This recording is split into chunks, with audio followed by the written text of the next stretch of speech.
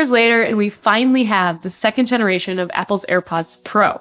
They're $249, they have a better case, improved battery life, and an all-new H2 chip that Apple claims delivers advanced computational audio previously unable to run on a device of this size. And that, coupled with new vent placements, reportedly adds up to twice the amount of active noise cancellation over the previous AirPods Pro. Thing about reviewing earbuds on video is that features such as ANC are incredibly hard to demonstrate.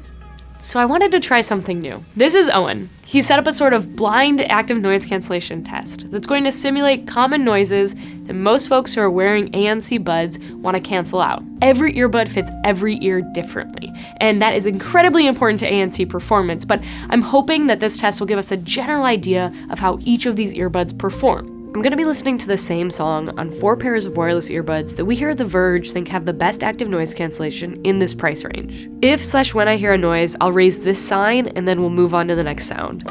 Good to go. Okay.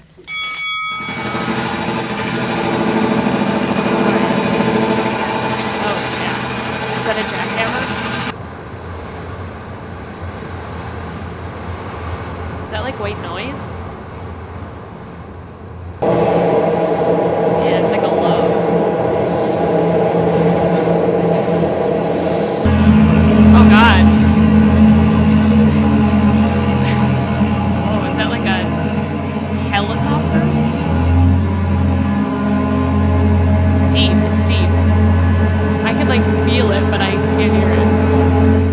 All set? Yeah. Wow.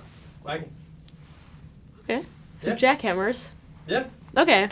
No other pair of earbuds came close to canceling as much noise as the Bose Quiet Comfort 2s did. It was almost scary how much I couldn't hear. That being said, the AirPod Pros 2nd Gen did cancel out a pretty good amount of noise, and definitely more than the previous version. Now, they also have a feature called Active Transparency Mode, which is when you're in transparency mode, meaning that you can hear the things around you. If there's annoying sounds, it's supposed to take those sounds down, so you have a more pleasant listening experience. Now, I have had an incredibly hard time getting this to trigger. In fact, I haven't been able to get it to trigger. Even here in the studio, we played some jackhammer sounds, and I couldn't get it to take them down. So we'll have to use these headphones more and see if we can get that feature to work at all. For folks coming from the original AirPods Pro, the biggest changes you'll notice are actually in the case. There's a lanyard loop on the side, and now the case can be charged via MagSafe or on any Apple Watch charger. But more importantly, the case now makes sound.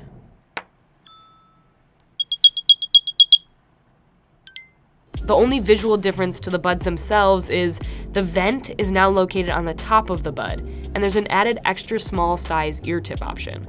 On the stem, there's also now the ability to swipe up and down to adjust the earbud's volume. I have thought that all earbuds should have swiping volume control, so it's absolutely excellent to see that coming to these earbuds. Apple also claims that they've improved the inward-facing mics on these buds, so we put them through the ultimate stress test. Okay, I wanted to do this mic test for a very long time. These are the $249 2nd Gen AirPod Pros, and we're on a boat. The boat test is not just about wind. It's also about background noise. It's also about just wanting to talk on the phone when you want to talk on the phone. And these are the original AirPods Pro. You can get them for like $179. Oh man, taking on waves, baby.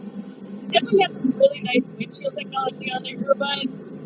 But this is a lot of wind and a lot of background noise. Okay, but here's what they sound like in a more controlled environment. There's like a noisy fridge behind me, but otherwise we're in a quiet office. I continue to be impressed with the mic on the Sony Link Buds. I continue to be disappointed by the mic on the Samsung Buds 2 Pro, but to me, the 1st Gen AirPods Pro don't really sound all that different from the 2nd generation of the AirPods Pro. And well, nothing will ever come close to the wired Apple headphones that of course have incredible mic placement and a solid wired connection. But how do the AirPod Pros sound?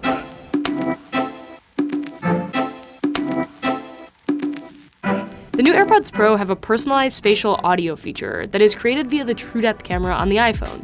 It always feels fun to go through a personalization setup, but rarely does it affect real-life performance. And sadly, that is true here as well. I did not notice any real change in spatial audio performance post-personalization, but that didn't make me any less in love with head tracking, which many folks would label as a gimmick, and I don't know, it just hasn't gotten old for me yet, and I especially love making people use it who have never tested it before. It's really cool, it's a great bar trick. But more importantly, the second generation AirPod Pros have an improved H2 chip and new amps and drivers. The company claims that this creates deeper bass and crisper highs, and yeah, it does.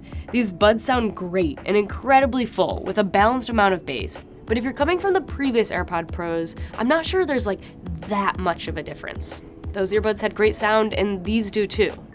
I made a playlist that I'll link down below full of all the songs I've been listening to while testing these buds, and they happen to be all these like full, really punchy songs. They have lots of highs and lows and good bass, and I mean these headphones, they really shine when they can kind of separate all those sounds for you. Now, something that previous owners of AirPod Pros and new owners will notice is battery life. The new buds have 6 hours of battery life with ANC turned on, and 4.5 hours of continuous talk time from a single charge. All of that means that during a workday I started at 9:30 a.m., I was able to get around 3 p.m. before the buds died.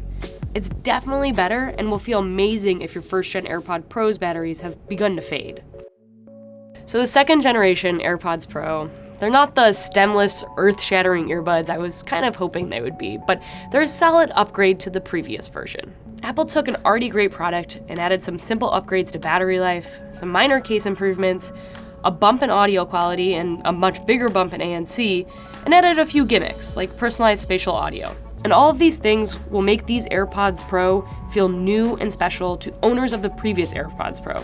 But I don't think there's enough there for folks who aren't due for an upgrade to jump at. But I'm just not so sure why I'm seeing so many reviews like absolutely raving about these earbuds.